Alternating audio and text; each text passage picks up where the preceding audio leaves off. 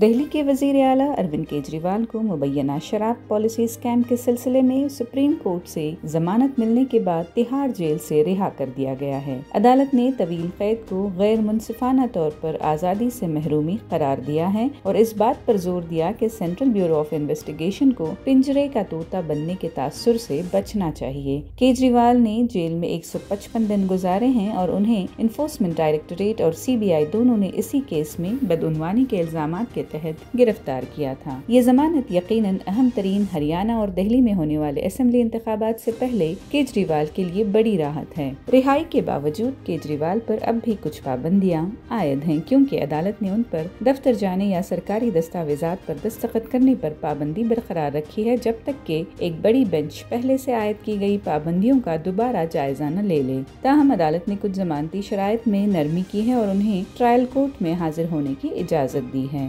رہائی کے بعد عام آدمی پارٹی کے رہنما سشیل گپتا نے اعلان کیا کہ کیجریوال جلد ہی ہریانہ میں انتخابی مہم شروع کریں گے جہاں 5 اکتوبر کو اسمبلی انتخابات ہونے والے ہیں۔ عام آدمی پارٹی ایک اہم امیدوار ہے اور گپتا کا کہنا ہے کہ ہریانہ کے لوگ تبدیلی کے خواہاں ہیں اور بھارتیہ جنتا پارٹی کو اقتدار سے بے دخل کرنے کے لیے تیار ہیں۔ دوسری طرف عدالت کے فیصلے پر تنقید کرتے ہوئے دہلی BJP کے صدر وریندر سچدیوا نے مطالبہ کیا ہے کہ کیجریوال وزیر اعلیٰ کے عہدے سے فوری طور پر مستعفی ہو جائیں کیونکہ ان پر اب بھی بدعنوانی کے الزامات ہیں اور کیجریوال کی ضمانت کا مطلب یہ نہیں کہ وہ ان الزامات سے بری ہو گئے۔ کرناٹک کے وزیر اعلیٰ سدرامیا نے سپریم کورٹ کے فیصلے کا خیر مقدم کرتے ہوئے اسے عدلیہ پر اعتماد کی دلیل قرار دیا ہے۔ انہوں نے مزید کہا کہ BJP سیاسی فائدے کے لیے آئینی اداروں کا غلط استعمال کر رہی ہے لیکن بالآخر سچائی اور انصاف کی جیت ہوگی۔